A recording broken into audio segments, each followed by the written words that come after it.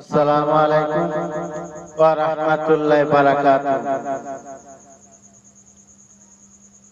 আমি সারাদিন রাজমিস্ত্রি কাজ করি আর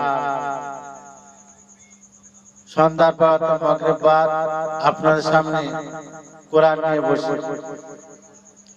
কেন? আল্লাহ পাক কোরআন পাঠিয়েছেন মানব জাতি হেদায়েতের জন্য, আর সেই কোরআনে আরবি ভাষায় কি জানিয়েছে সেটা আপনার সামনে বাংলায় তুলে ধরি।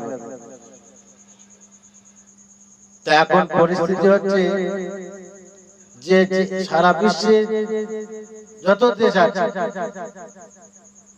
সেই দেশে যত মানুষ রয়েছে সেই সব মানুষদের মধ্যে যারা নিচু স্তরের মানুষ, যে কোনো দেশে যা কিছু ঘটনা মানুষ ঘটায়, নিচু স্তরের মানুষ তারা কিছু বলতে চায়, বলার জন্য তাদের কোনো জায়গা থাকে না, তাই তারা নিজেদের মধ্যে আলোচনা করে ওই পর্যন্ত সেরে দেয়। তারপর যে যার কাজ কাম করে, তারা যে থাকে উপর মহলের দিকে, যারা শিক্ষায় শিক্ষিত অর্থনীতিতে আছে তাদের উপর ভরসা, কোর্ট কাছারি এদের উপর ভরসা করে, কিংবা যারা দুনিয়ার যেরকম ইলেকশন হয় সেই সব নেতাদের উপরে চেয়ে থাকে, যে তারা আছে তাদের উপরে ছেড়ে দেয়। কিন্তু এখন দেখা যাচ্ছে তারা কেউ ভাইরাল হওয়ার জন্য, কেউ দুনিয়ার নেতা হওয়ার জন্য, কেউ পয়সা কামানোর জন্য, মানে তাদের উদ্দেশ্য তাদের উপর ভরসা করে দেখা যাচ্ছে সাধারণ মানুষ যারা, তাদের বিশাল ক্ষতি হচ্ছে। তাই আল্লাহ পাক আমাদের এই দুনিয়া শান্তির জন্য পাঠিয়েছেন কি কোরআন। যে কোনো সমস্যা, দুনিয়ার সমস্যা, মানুষ যদি কোনো সমস্যা ঘটায় তার জন্য আল্লাহ পাক কোরআন পাকের মধ্যে বিচার জানিয়েছে, শান্তির বিচার।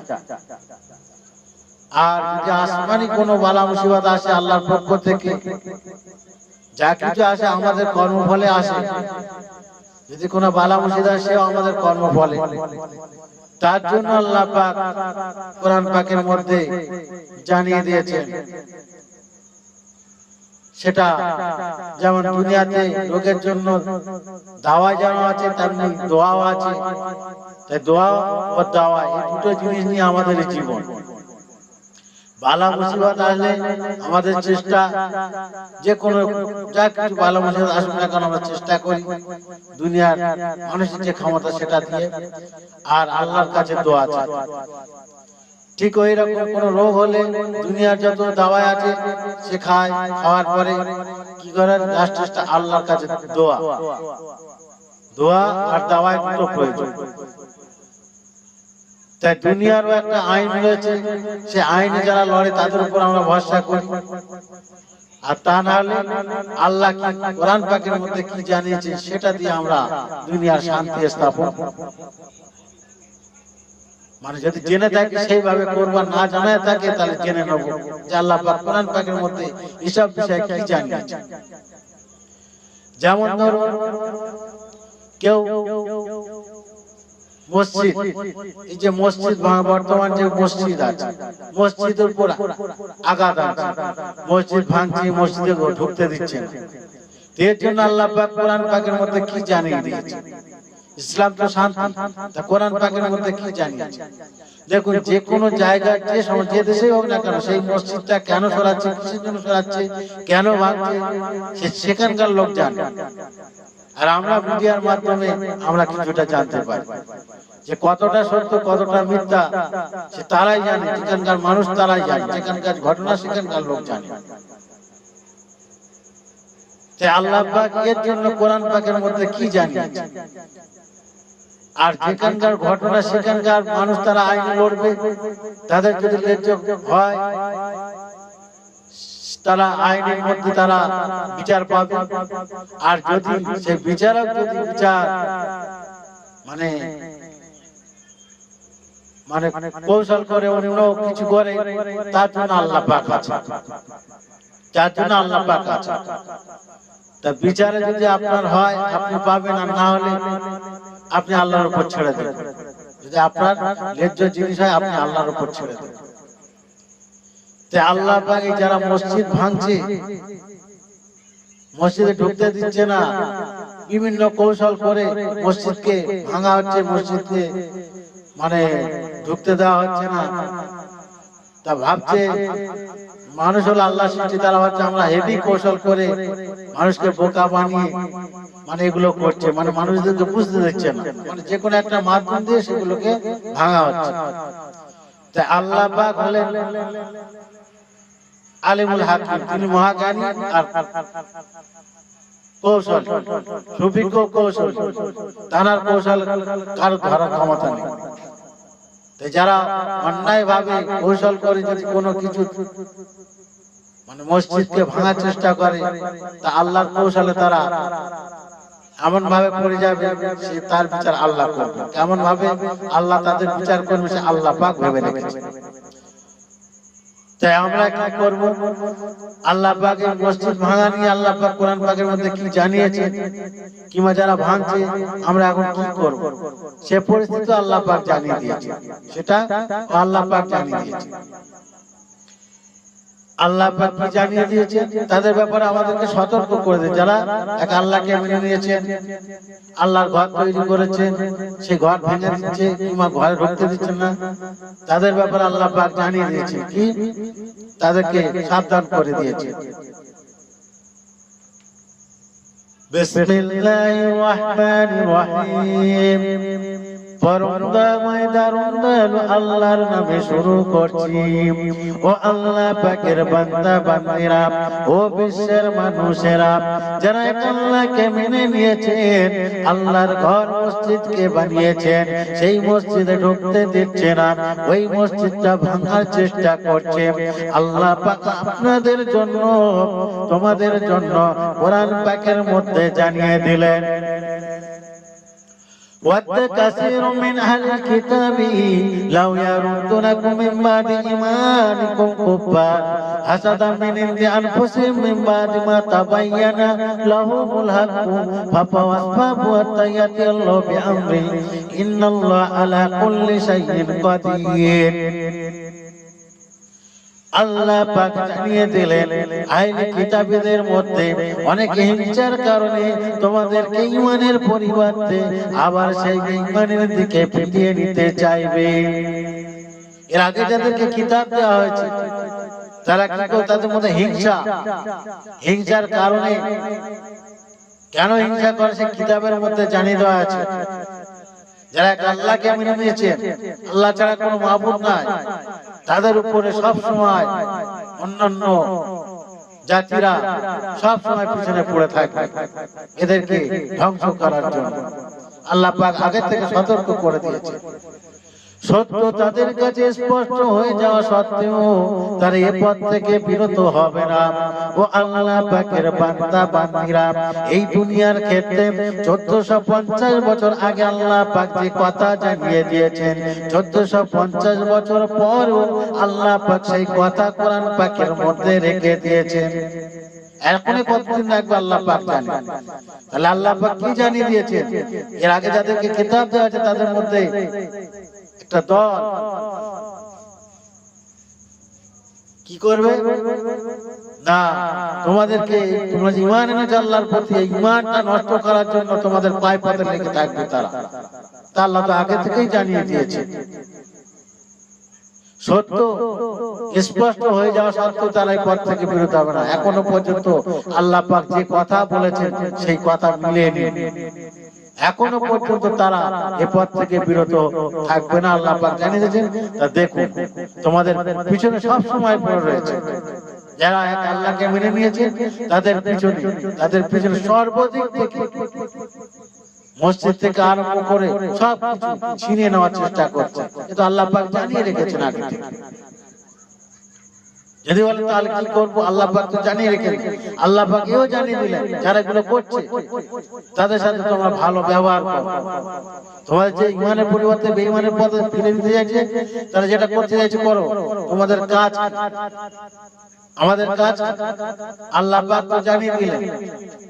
ওয়াকিমুস সালাতা ওয়া ইতুজ যাকাতা, তোমরা না যাকাত প্রদান করো আর নামাজকে স্থায়ী করো। আল্লাহ পাক জানিয়ে দিলেন তাদের সাথে তোমরা ভালো ব্যবহার করো, এড়িয়ে চলো। তারা কি উদ্দেশ্য করে মসজিদ ভাঙতে চাইছে জেনে নাও।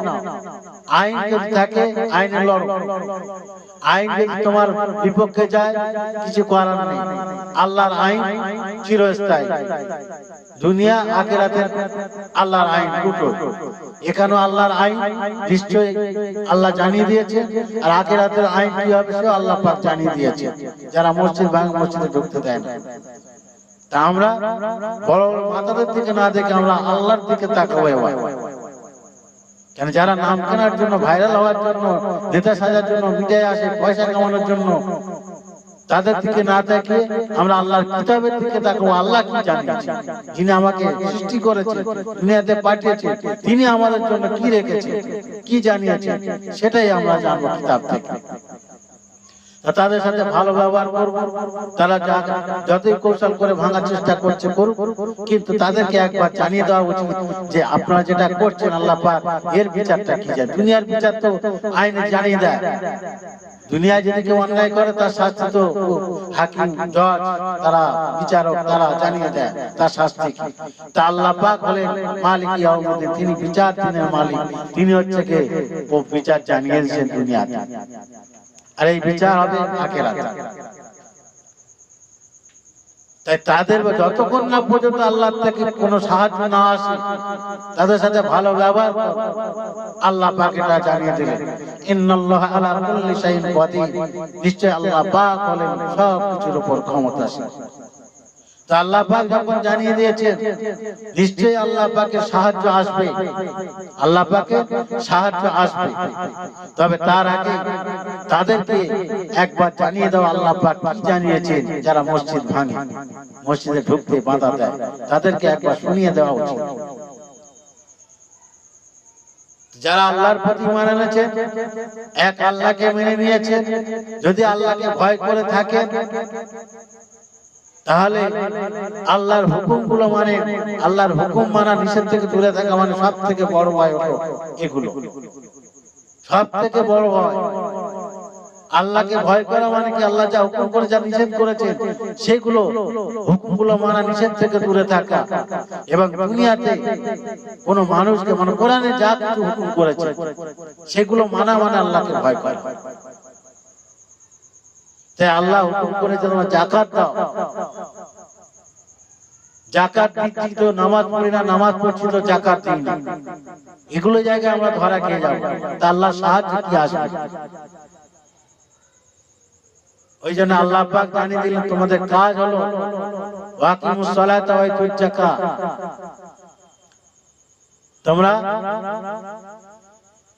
যাকাত প্রদান করো, যাকাত দান করো আর নামাজকে স্থায়ী করো। আর এর পরে যা ভালো ভালো কাজ করে তোমরা আল্লাহর কাছে পাঠাবে, আল্লাহ সেগুলো গচ্ছিত রাখবে। আল্লাহ পাক জানিয়ে দিয়েছে। এখান থেকে যখন দুনিয়া ছেড়ে যাবে আল্লাহ সব কিছু তোমার কাছে, সে আল্লাহ যে গচ্ছিত রেখেছে আপনি দুনিয়া থেকে যা পাঠিয়েছেন সেগুলো তোমার হাতে দিয়ে দেবে।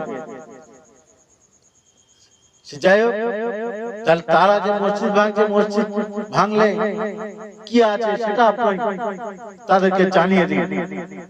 যেখানে মসজিদ ভাঙছে, যারা ভাঙতে আসছে তাদেরকে একবার জানিয়ে দিন যে কি জানিয়েছেন আল্লাহ পাক।